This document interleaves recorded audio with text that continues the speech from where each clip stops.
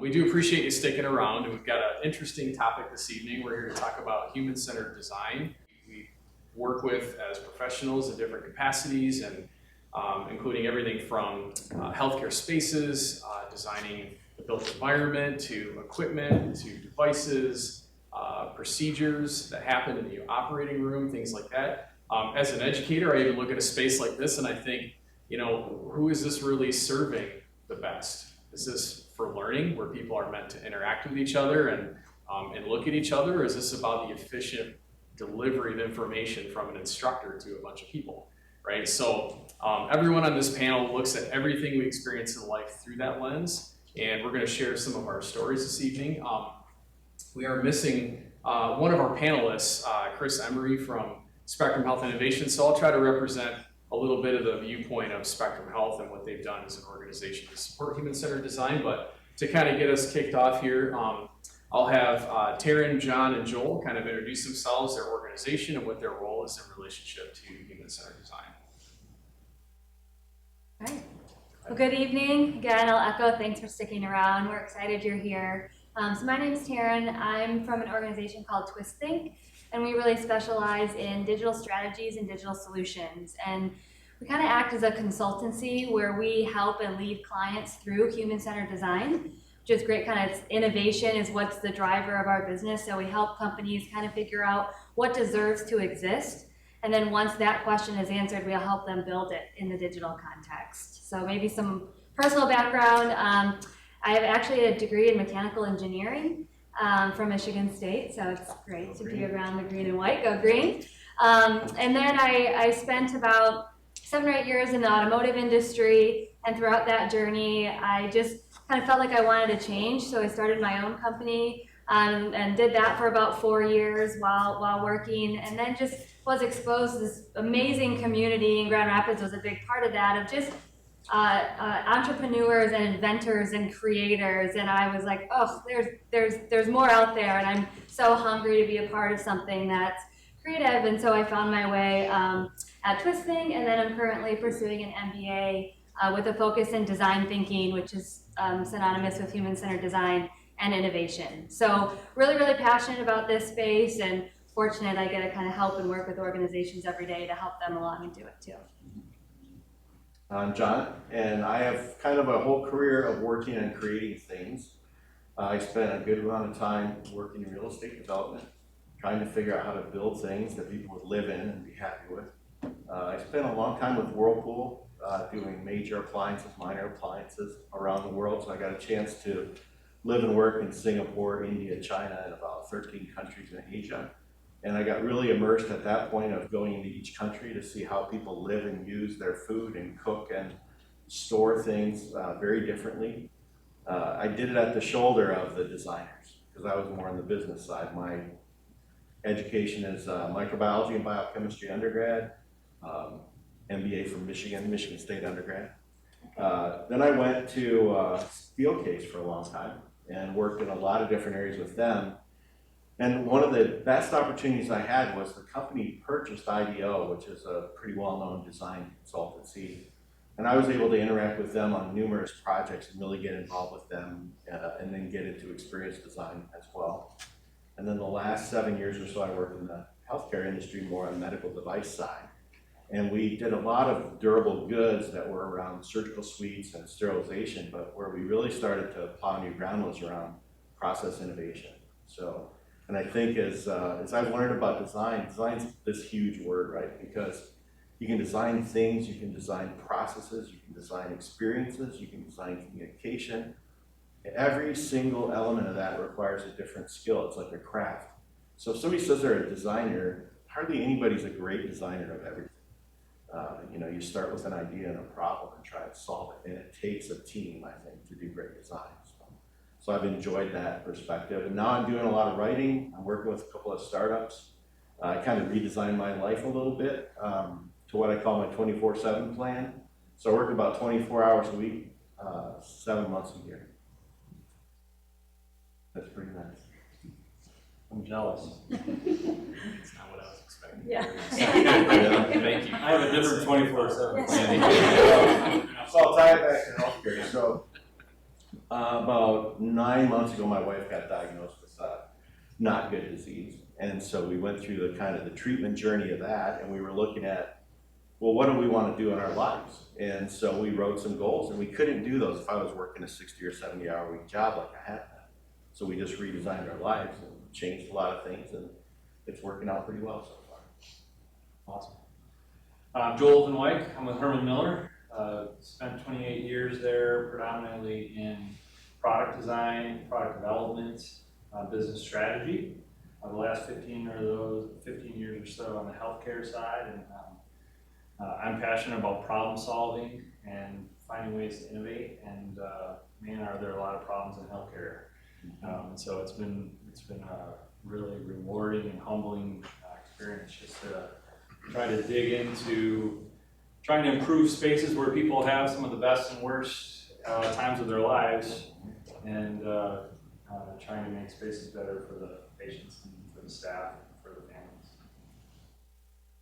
Great, and our missing panelist, Chris, is 30 years of experience as a nurse, who is now a clinical specialist with Spectrum Health Innovations and has gone through extensive training in human-centered design, design thinking. My name is John Moroney. I'll be facilitating tonight. I'm a chair of product design and the coordinator for our innovation hub at Kendall College of Art and Design. My background is also mixed, design, business, educational leadership. So one of the patterns that you'll hear constantly through this talk is that design isn't just for designers. It's a thing, it's a mindset that organizations are embracing and getting lots of people involved with. And as John, I think, so nicely put, it's everybody's business, and it's a team sport. So before we get kind of started with our first question here, I'm just curious of the people in the audience, how many of your organizations are actively utilizing human-centered design principles and activities in any way? Is there anybody actually involved with those? Okay, very good. So we're going to have our panelists talk about why they think human-centered design mindset is important and timely in healthcare today. I'll let whoever wants to jump up first here. Go over first. Sure, I'll start. I think the last several years in particular, there's been kind of a unprecedented amount of change in healthcare. If you think about how much change we all feel that have been going on in the world, and I don't just mean the pandemic driving change, but even starting with Affordable Care Act and the economic pressures that has put on health systems, to use kind of really simplified terms, forcing them to act more like businesses and make decisions more like businesses, and the ripple effect that has had on how they try to care for patients, how they staff their environments, how they think about physical spaces, and then and one of the things that has driven from a practical standpoint is a lot of consolidations and mergers of organizations, which just drives a whole nother level of complexity. Some of the large health systems have like hundreds of different separate computer systems that they all have to try to figure out how to work together. They have a variety of physical spaces, a diversity of staffing models, and so they're just really, and at their heart is caring for the patients. They have this passion of caring for the patient, but all of this other stuff gets in the way. And so I've just seen healthcare leaders, outside influencers, just reaching out for help while they're treading water, trying to fulfill their mission, trying to find strategies that will help them move forward in this time of constant change. I agree. So why is human-centered design important? So design starts with a problem, right? And within healthcare, there's no industry that's more focused on humans than healthcare. Humans providing healthcare, humans receiving healthcare. And I think the complexity, and I totally agree with you, it's interesting. I've worked on projects where the effort was to solve for some small clamp that was used in one procedure, and how do you make the clamp better, right, for that procedure. So that's a really valid design problem. But then you look at Well, the procedure was designed to go for 5 hours with surgeons leaning over for 4 or 5 hours. So how do you design it so the surgeons don't wreck themselves while they're doing it? Or they're breathing in, you know, if they're using cauterization, they're breathing in fumes that are caustic and cancerogenic and all these terrible things. Or in the system of how do you bill for it, right? Hospitals can't even tell you what the cost of a procedure is because the systems were not really designed for that. So I think where there's a huge opportunity, I feel like there's a lot of people doing great work on the specific, like tactical, how do we put a hip in kind of problem. It's complex and hard, but they're doing a great job, amazing job with that. But when you get to system design, process design, and designing within systems, healthcare is falling down. And if you look at any design problem, you have to look for an outcome. We spend more than any country in the world, and yet the longevity or the age expectancy in the US has not increased very much, whereas most other advanced countries have increased dramatically. So if the outcome of our healthcare is to help us live longer and live better, it's failing. And yet we're spending more than any country on the planet. So why is that? I would argue it's a systemic problem, and I think that's going to be the next level of big design. You know, how do people communicate? How do they live? How do they understand their health? Those things are going to just go crazy in the next decade or so. So maybe just to round this question out, look at the experience side of healthcare and the people who are receiving healthcare. After reflecting on the talk earlier than this, comment was made that employees are demanding better working conditions. They want to be treated nice. Just we all kind of chuckled, but it's true in healthcare as well that the demands of the patients are changing as well, and their experience interacting with healthcare and receiving care is changing, and their expectations are increasing. And all the change, you know, that was mentioned with the pandemic and what that brought about, and the new way, and this really new generational differences as well. So we kind of covered all facets of it, the process, you know, the tools and the products, and then there's the experience side of it as well. And really, human-centered design can help with problems in any one of those aspects. So when you think of healthcare, it's 360. It's tools, processes, patient experience, and it's everything. Right, so a common theme here is putting people at the center, whether it's employees of a healthcare system or patients. And I'll comment a little bit on behalf of Spectrum Health because I do some work with them. I think Chris would probably talk to you about a few reasons why Spectrum Health has made a significant investment in this. Number one is because they want to empower the people that manage these procedures, develop these policies, deal with patients on a day-to-day basis to identify these problems and increase the quality of care, better outcomes, things of that nature. You know, we have time now when patients are evaluating their satisfaction with their service in a hospital, right? So it should be front and center. Another big driver is cost. I think John maybe mentioned that the cost of healthcare has skyrocketed, right? So finding more efficient ways to do things, eliminating problems that come at a significant cost to hospitals. You know, they have things called never events, and they'll spend money to figure out how to make sure certain things never happen to patients. So they've gone through a transformation in putting that emphasis on their people and training champions throughout the organization to go out in various divisions and try to learn and empower frontline workers to identify these problems, find ways to add value to the organization and increase the level of patient care and the outcomes. So I'm sure she'd probably have more to say, but we'll kind of move on. So let's talk more specifically about how you go about implementing human-centered design. What does that look like in an organization? Just to get real tactical, what does an organization do to implement that mindset? I can start. So we work, I mentioned, with organizations across all industries. Healthcare is one of them. And you know, the biggest hurdle when we start engaging with organizations is the mindset. And people always want a deliverable when you engage. And the hard part about human-centered design is you don't start off with a deliverable. You start off with a problem. And you don't know exactly how you're going to solve that problem yet. You just know you have tools and you have processes to enable you to solve that problem. And so I think the biggest hurdles for organizations is changing their mindset and embracing the messiness or the ambiguity of human-centered design.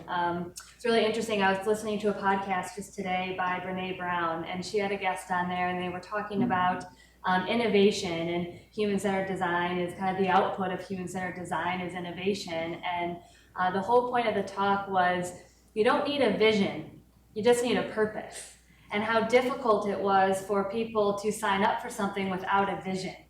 So you think of that, and you know, if you go to do something, the discomfort of starting to do something without an end vision or an end result in mind. And so getting comfortable with knowing I'm going to start something, but I don't know what the end result is going to be is really, really hard to do. And embracing the ambiguity is, you know, as we engage with customers, some of the biggest hurdles that we see in just getting the ball rolling. I guess in my experience where it's worked well, where organizations have gone from maybe not being focused on human-centered design to successfully making it part of the culture. In some ways they start with vocabulary. In any area, if you don't know the language that people are talking about, it's hard to feel engaged. So the design teams always knew because they came up that way.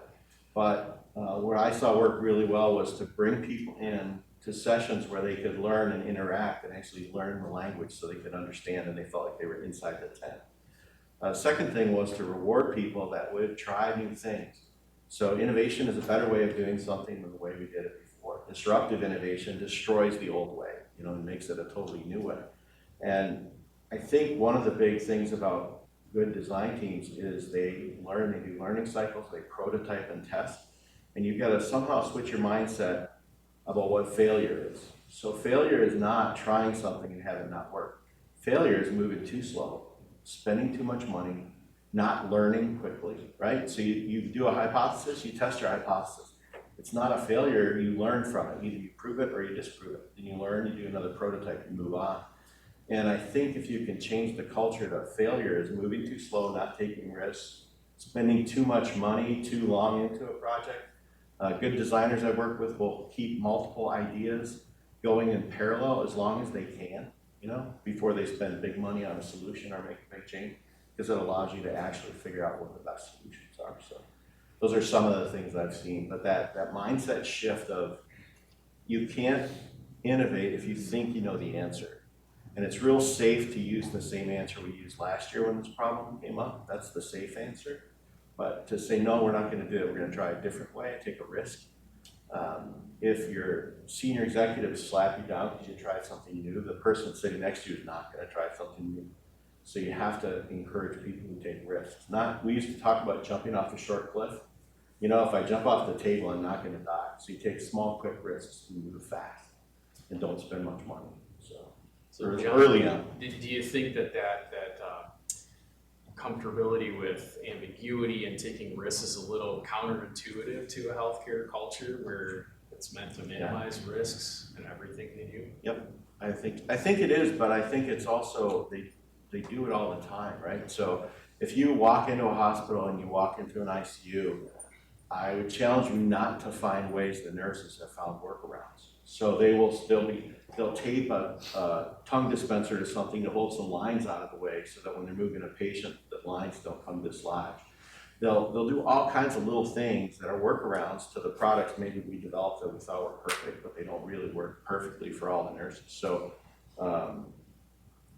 I think people know that, but it is true. I mean, the risks can be bigger depending on what you're talking about. But on the experience side, you can change things a lot. How do you welcome somebody to the hospital? How do you greet their family when they come in?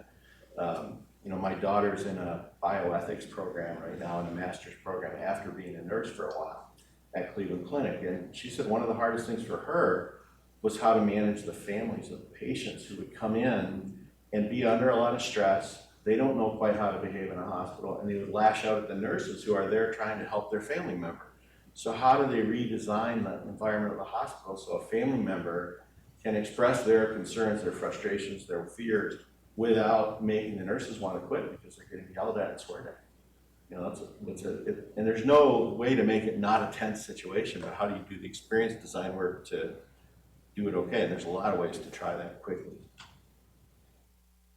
I'll build off a couple things that you said. I think critical to human-centered design is a learner's mindset and empathy. So where I see it go wrong sometimes is if we jump too quickly to thinking we know what the problem is, because we want to go fast, and we want to try to iterate solutions. We try to be really intentional to do a deep dive, live alongside the folks in these environments, force ourselves to use tools like developing personas, try to get ourselves out of our own mindset and into the mindsets of the various people that may be in a space or that we may be trying to solve a problem for. And there may be lots of different ways to innovate and add value, but really wrestling with that. What problem are we trying to solve?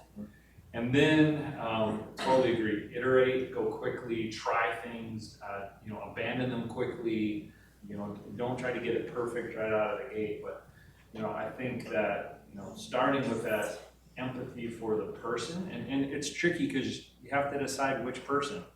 And there's all sorts of conflicting needs to your point about the clamp earlier.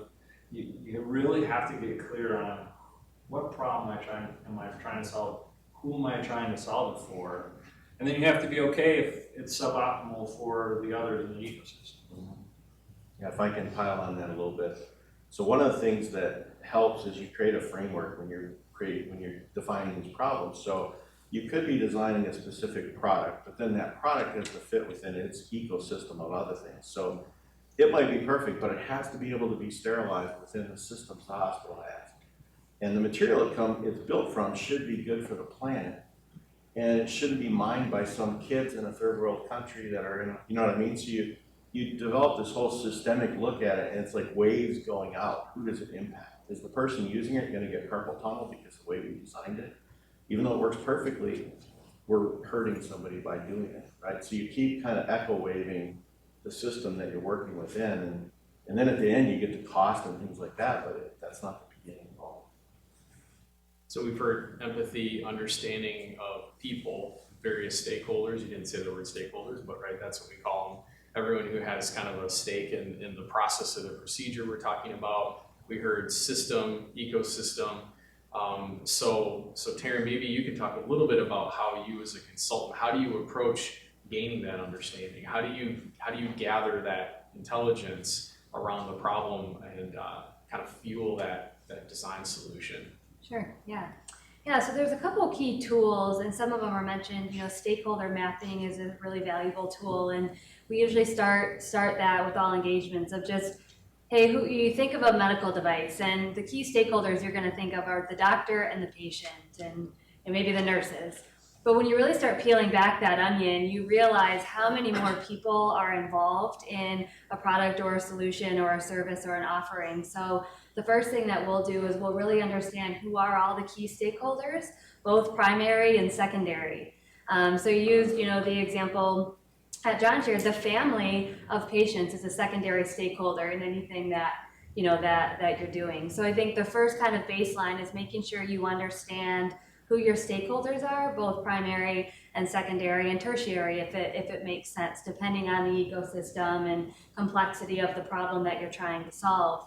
And then from there, this is where Joel's comments around empathy really come in. It's going and talking to those individuals, if you can, in their own environment, and really gaining that empathy for them and the situation that they're in and the problems that they're facing. And so once you have an understanding of kind of who these people are, what their pains are, what their gains are, what problems are you trying to solve for them, we use another tool called a journey map, which kind of overlays, okay, the process of getting a piece of surgical equipment into a hospital. This is what it has to go through, and these are all the different stages of people or processes or stage gates that it gets to until it's actually in action. And when you have all that data, you kind of take a step back and you can see through the interviews you've collected and the comments that were gained, you start seeing patterns and you start seeing insights into what you've learned that maybe weren't very obvious if you would have just started solving the problem. And it was really great. I think Scott in the last talk referenced Henry Ford's quote. And I always talk about that with human-centered design, because if you asked people what they wanted, they would have said a faster horse.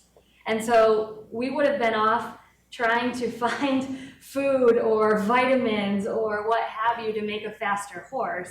Instead, right, the problem was understood that people need to get from point A to point B quicker, and really empathizing with that, and that led to the automobile, right? And that's innovation, which is so exciting. And so when I think of human-centered design and the difference between that and voice of the customer, which maybe some of us has heard, it's not asking people what they want. People don't know what they want. Heck, if people knew what they wanted, we'd all be millionaires probably, right? Because we could just go off and invent it. The hardest part is understanding what the real problems are and being able to empathize and then kind of connect the dots in the sea of data and information that you're gathering. So to kind of expand on the how, like how would a healthcare system do this? Spectrum Health has created a team with people like Chris who are approachable, and they created a pipeline for folks like the nurse that John spoke about, maybe in the emergency department, who keeps experiencing the same pain point, the same problem over and over and over again. And they make it very easy for those people to approach the experts in this topic and say, I have a problem, right? I really think this is something that the hospital should think about solving. And so it comes directly from the front line, right to a group of specialized people that are clinicians, engineers, business-minded people. It's a really nice interdisciplinary team that are set up to do exactly what Taryn just said, understand the problem. And the first thing they do is they go talk to that person. But they don't just talk to that person. They say, okay, who else is involved with this problem within the system? Who has this before you? Who has this after you?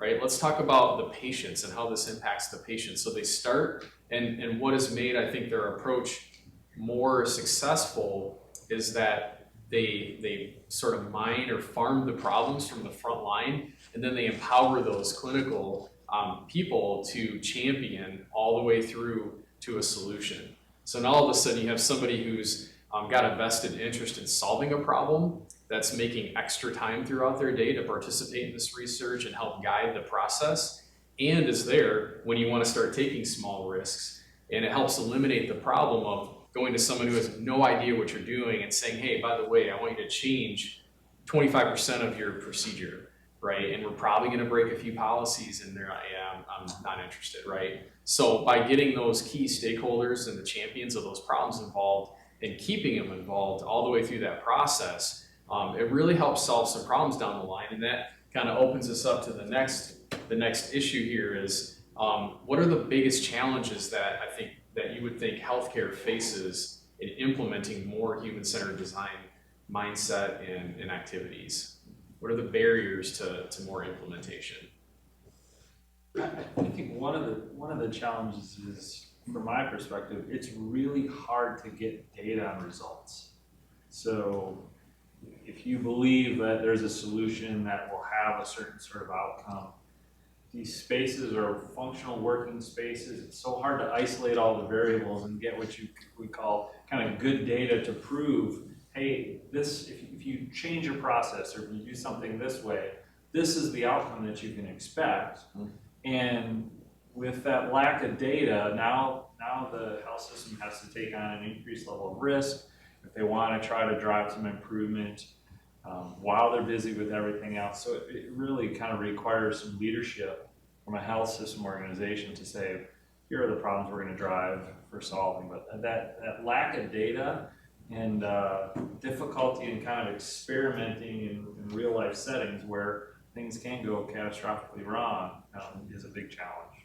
So I think I hear you saying there's a point where understanding problems, creating ideas is kind of easy. When you got to do something about it, that's when the real challenge starts, right? For sure. The other thing I think is a barrier is to tie into the earlier session, diversity of thought becomes a challenge, because if one of my biggest assets is I don't know anything about clinical process. So when I walk through Spectrum with Chris, she sees things and thinks that they're normal. I see things and ask dumb questions like, why is this person walking over here every time? And how many times a day are they doing that? And the clinicians don't even think about it because they've been trained. This is how I do it. I'm so focused on the patient, I'm not thinking about my processes or changing things like that. And And so it's that, it's bringing in outsiders, which is tricky in a healthcare space because of privacy concerns and safety concerns and things like that, that think differently. They're gonna challenge that. And then once you do identify it, implementing is a challenge because of all the reasons, we mentioned before. Just real quick to pile on, and then John, go to leadership. You mentioned leadership, and leadership alignment, I think, is another barrier, in healthcare and cross industry though. And, John mentioned something about vocabulary. And so getting leadership alignment and using vocabulary to get them there, it's maybe a tool and a pathway to kind of break down those barriers. Because if you're trying to tackle a problem with a human-centered design approach and the leadership isn't aligned to that methodology or comfortable with that approach or output, right, it most likely will get caught in its tracks. So kind of connecting a couple of the points made earlier to, leadership and vocabulary as a barrier, then maybe a means to kind of break that barrier down. I think we've probably all been in a room with the wall plastered with Post-it notes and different ideas, and somebody walks in that hasn't been through the process, and they think it's just a mess. Like, what are you guys doing? It's so disorganized. So I was laughing as you were talking because there's a hospital I work with where they had this huge effort. They were building a new hospital. They had a huge effort to manage all the process of dealing with waste and laundry and linens. It's a big problem if you think of what has to be done with different types of waste and everything. And they had come up with this great idea, and they had all this stuff centralized where it would go down this chute that would go right into a big, almost like a big container that would go right onto the back of a truck and everything. But what they didn't realize when they designed it and they built the hospital was every nurse on the floor had to walk basically 50 yards from every room and back every time they turned over a room. So their EVS staff, their environmental services team, was dying. They were doing like 26,000 steps a day to just get all the laundry and everything back to this place and then get it from there every time, right? So mostly if you look at ICUs and things, they have stow locations so the nurses don't have to take so many steps. In factories, you look at lean and everything's designed so people don't have to move very far, they don't have to take too many steps, they don't have to lift anything too heavy. And in healthcare, that wasn't a goal maybe in the past. And so we have people that are providers that are lifting heavy things. And we're just now doing things like patient lifts, right, to protect people, because one of the biggest sources of injuries is nurses grabbing or doctors grabbing somebody when they start to fall, and then they get a back injury. And it's so bad that the VA put a no fall or a no lift rule or something, where no patient that needs support can be supported by a person. They have to have a lift now because they had so many nurses getting hurt, and we don't have enough nurses coming out of our nursing system to help them. So I think one of the biggest barriers, as I think about it, it's pretty easy at the medical device side.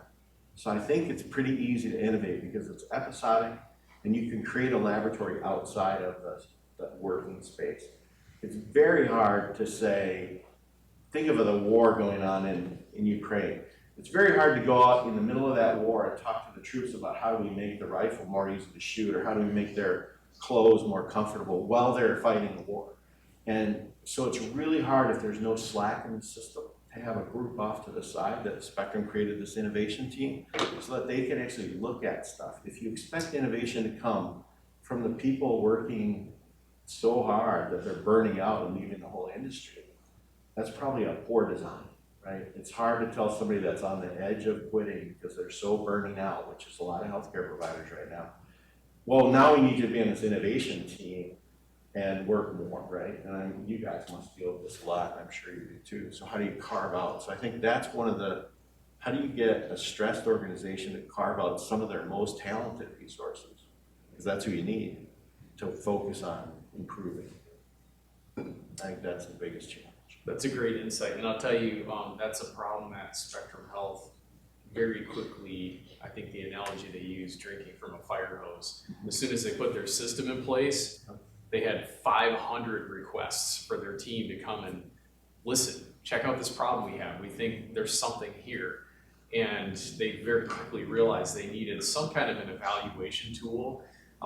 They'd love to get to all of them, but they had to very quickly start to sort out, well, which of these aligns with some of our organizational goals for growth? Which of these can be eliminated by the purchasing department, just looking at a better option, right? So they had to quickly start to prioritize which ideas would make the biggest impact on employee safety, patient health, outcomes, things of that nature. So that was a barrier they hit pretty early on, and then had to put some kind of mechanism in place to help them do that. But both of you brought up something that I think is important to note. Organizations like Spectrum, they might have one engineer, right, product engineer, somebody like that, in the entire organization of all the thousands of employees they have, right? So they just don't have enough. I think they've got one human factors ergonomics engineer in the entire organization, right? So they just don't have that kind of talent to look at these problems and develop solutions, where we've got organizations like the one sitting here in John's former organization in Skytron that are willing and able. They have the talent, they have the processes, they're willing and able to develop solutions. They have the same mission to increase patient outcomes through the built environment, through equipment, through software, whatever. But there's this huge barrier between the outside world and inside the healthcare system. And breaking down that barrier so there's more collaboration should be a pretty high priority. We loaned people from my team, my development team, to Spectrum because to me it was the best education they could ever get, right? So we didn't have work on stuff it wasn't anything that we would ever take to market. But we had supply chain people, we had engineering people, we had design people. So we let them go over and work seconded to Spectrum Innovations. And they learned as well, this idea of human-centered design, because we were trying to integrate that into our company as well. So it was one way we got resources for them, but you're right. So here's another big barrier, and it seems like it's kind of outside, but our whole tort system, our legal system. So if you get sued for something, a patient injury or an outcome that was not what somebody wanted, you always get held to a standard. Did you give them the standard of care, or was there some deviation from that standard of care, right? Because you want your child or your mom or your husband or your wife to be treated with this great standard of care. So if you start to innovate and you start saying, we're going to let each hospital, we're going to distribute that, we're going to empower them to try different things, then you get into the lawsuit and they come back and they say, well, what's Spectrum Health or what's St. Mary's or whoever, what's your standard of care for that situation? And if they say, well, we'd let this hospital do it this way and this do this way, they're going to get killed in a lawsuit. Now, right or wrong, hospitals make mistakes and sometimes they don't, but our legal system is so punitive that they can't afford to make a mistake that's going to cost them $20 or $30 million because it could just wreck them, So that tort system is also a big challenge to innovation in healthcare that we don't face in other industries. So I think one of the more successful models or solutions that overcome that is probably medical device reps, right? Mm-hmm. So somebody like a Stryker Instruments, if they've got some kind of a knee replacement, some new tools, some new procedure, they actually have sales reps in the OR with the surgeons. And part of the reason is because it's a new thing, right? They're trying to teach them, they're trying to train them as they do it. There might be a resident in there with them, and they're there as that extra help. And I think that's probably only out of necessity, right? Because it might be new, maybe there's some liability things attached to that. But that's one of the only things I can think of. Why would you also not have, say, an outside software firm if you were implementing some kind of new public health service platform? Why would you not have them work in the same capacity with your information systems team? Why could you not take that and put it across the organization in lots of different ways where you have experts and additional resources? Like your facilities teams in a healthcare, in a hospital, right? They have a very small facilities team at Spectrum Health, and Joel's got a whole team full of people that can identify problems, can solve problems, develop ideas, prototype things, but that barrier just kind of exists, right? Maybe you can talk a little bit about how you work with organizations to overcome that. Well, again, I think it starts with one of the most valuable parts of that process of human-centered design is going and seeing, right? And then bringing the right audience to go and see, and then surrounding yourself with enough of the ecosystem. And so what I mean by that is there's lots of times where we'll go in and we'll ask questions about a problem. We'll get really deep and rich feedback, and I'll be feeling like I can see the path in my head where we need to go, and then we'll go next door and talk to someone, and they'll say, no, that's not right. Everything you just heard, and it's really common in healthcare. Yeah, don't listen to what the doctor said. Let me tell you how we really do it here. Let me tell you what the real problem is. And then, the EVS staff will say, well, no, this is what we struggle with. And so, I think first of all, I think it's being kind of committed to the process.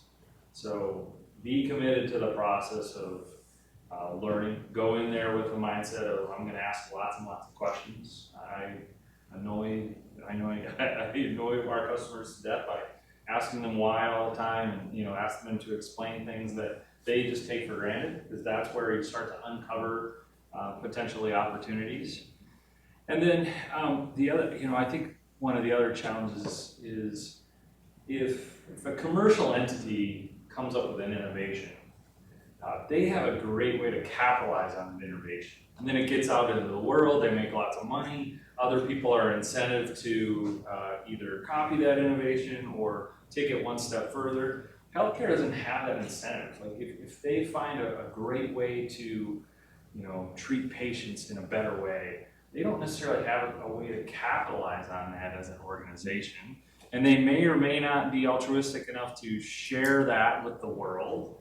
Hopefully if it's an improvement in care, they're sharing that with the world. But now they've invested a bunch of money with something they gave away. So the dynamics are somewhat different and constrained in that regard as well. So is intellectual property ownership a barrier to collaboration in healthcare? It could be. Just sharing, right now, one of the big things all the health systems are wrestling with is big data.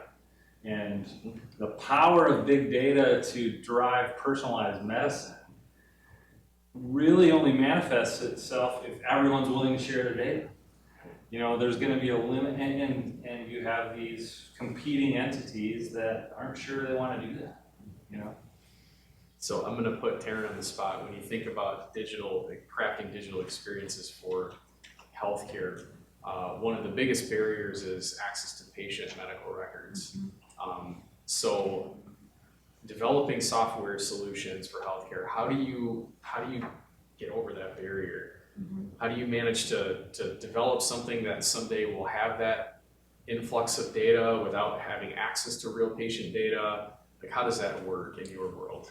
Yeah, it's a challenge. Data security is a challenge not in healthcare, but all over. And the rules and restrictions around data privacy and data security keep getting tighter and tighter and tighter and tighter. And so I think, some of the challenges that we're facing is creating digital experiences or digital platforms that do deliver the value. I think a really interesting thing, though, to couple that is the COVID-19 pandemic and how people have gone to a more digital world, and sometimes forcibly. And so what we're seeing is we're balancing kind of data privacy, challenges and restrictions and perceptions, but also with this need of people wanting to offer more digital solutions. So it's really interesting because they're opposing each other. And so security is a really big component and something that we're starting to focus in on, data security. And if you can ensure organizations, because again, it's an ecosystem thing. It's when you think of a digital experience, you have personal information, you have insurance information, you have hospital information, you have device information. It's this ecosystem of data. And so security, I think, and digital security and data security is going to be critical to delivering digital experiences for patients. Because if you can guarantee somebody that I have your data and it's not gonna, or it's secure, they're much more likely to sign up for it. I think another really interesting part of healthcare and a trend that we're seeing is the self-care movement. And that's requiring less patient information, less doctor visits, less hospital visits, and it's letting patients actually provide care for themselves.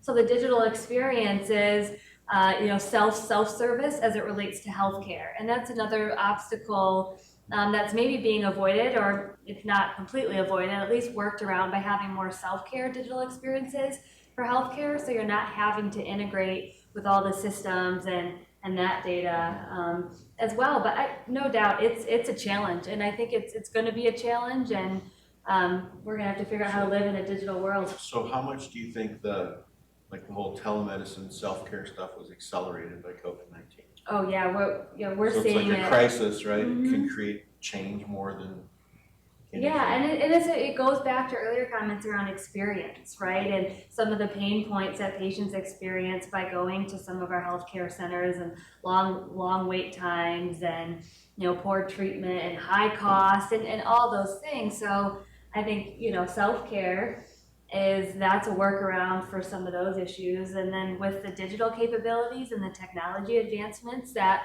we're being in some cases forced because of the pandemic to create and figure out, all of that is coming together. And the power of digital and self-care within the whole healthcare ecosystem is something that we're tracking really, really highly and are seeing a ton of positive momentum in. I think Spectrum Health would tell you one of their top priorities is figuring out how to put healthcare in the home. Yeah. They want to deliver care, the point of care is in the patient's home if they can. And so think about that, to bring it back to a human-centered design philosophy, where we spent most of our careers figuring out how to get into hospitals and emergency departments and patient rooms and figure all that out. And all of a sudden that context has completely changed. Yep. The patient experience has completely changed. And now not only are we learning as professionals, but I think the healthcare providers are also learning at the same time. And maybe that's the opportunity for more collaboration, solving some of those barriers of needing to be in the space together. If we can figure out the access to data problem, maybe that opens a door to exploring problems at a deeper level, co-developing solutions. So it seems like we're kind of, this is a timely discussion about human-centered design. So much is changing right now. And to kind of shift to our last question here, I saw, I think maybe 4 people raise their hands, having some experience with human-centered design. So if we were to get real practical, how would an organization or a company or even just an individual start? Like if I was a leader of an organization in the audience here today, how would I start learning about human-centered design, embracing that, integrating it into my culture, my workflow, my strategic planning, all of the above? What's a small step? How do I just get started doing it? Taryn. I mean, practical advice for folks that are kind of starting from ground zero is there's tons of information out there that you can find. A lot of the initial thinking came from Stanford Design School. They still publish all of their works. Delft School in the Netherlands is doing a lot of innovative stuff. You can find all their stuff online, and some really kind of what I'll call snackable tools. So, and what's interesting is there's not you won't find a lot of homogeneous information in terms of here's the formula you follow. It's not like you can't open up your textbook and find a human-centered, but they all have kind of this similar formula. They may use different language, they may have different graphics, but there's a discovery phase where you're trying to understand what's going on, and then there's a problem definition phase, and then there's a iteration phase, and some of the tools that we talked about, like customer personas, journey mapping, all of those things are out there, and so that would be my recommendation. If an organization will say, hey, I'm starting from zero, I want to try to figure out how to apply this to my business, just start reading, watching YouTube videos, and trying to figure out, all right, what makes the most sense for how I would approach this with my customers. There's a great program. So the D School at Stanford was started by some IDEO guys partnering with Stanford. And IDEO does a free human-centered design course. And it's an online course, and you can do a light dive of it, or you can sign up as a team and actually work through one of your projects, and they consult, and it's all free, to try and get more people to think about this, because they know they can't solve all the problems, so they need to empower people. MIT has their own human-centered design program. It's free as well. Cornell has one as well. So you can go out and find it I think it's really good to try and get key people in your organization, dip them in it somehow. Take them to a conference, find somebody that they know in their network to talk to them. If they belong to a leadership group, find somebody to go talk to that leadership group, because it is a human thing that, you know, sometimes if you hear something from an outside expert, you listen to it a little more intently than in one of your colleagues that you work with every day. It's kind of like your kids sometimes listen to your friends' parents who tell them something, but when you say the same thing, they don't hear it as well.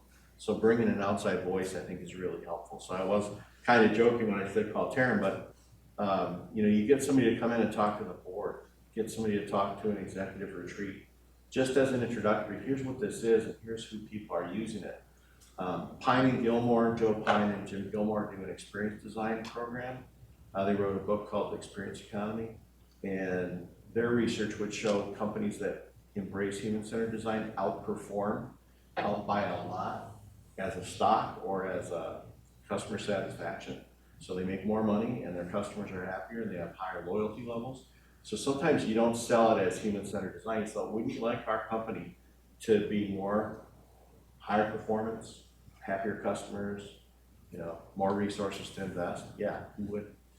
So I think the stat is they outperform the S&P 500 by like 250%. it's a huge amount over a 10-year period. Benchmark.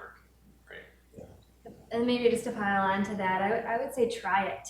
Try it on a small project, maybe an internal team, or maybe an own personal problem that you're facing. And I really do believe in the process. It's not a formula, but there is a process, and it's a series of divergent and convergent thinking, and all the tools and resources that were shared here can give you that information and insight, but understand the process. And you know, process doesn't inhibit innovation. If anything, it excels it, because you know, if you know what's coming next and you know the objective, it allows you to think creatively and explore. So understand the process of human-centered design and the tools, and then go and apply that. Start small, and then once you can do it a couple times and you learn from doing it, and you get the experience and you see the results, then going and pitching to, you know, potentially leadership, or you have that underneath your belt and you can say, I've done it, and you'll probably learn something as well. So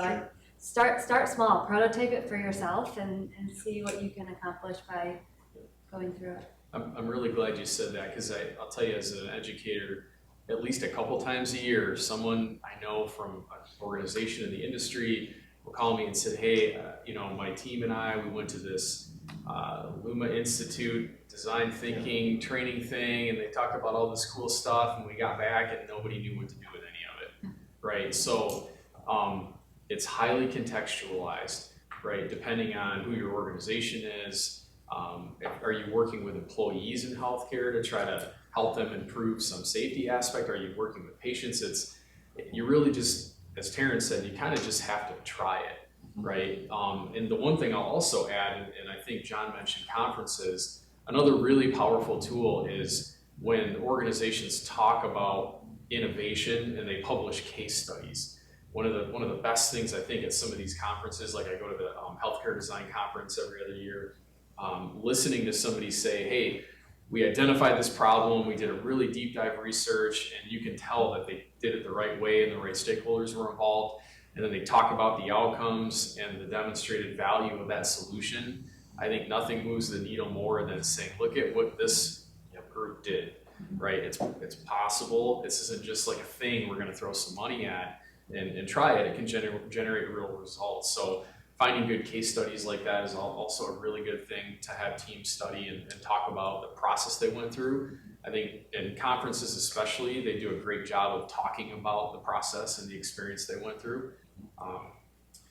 So I want to be respectful. I know we're a little over on time overall with the program here tonight, and we covered a lot of stuff. Do we have any questions from the audience we'd like the panel to kind of address? Yes, go ahead.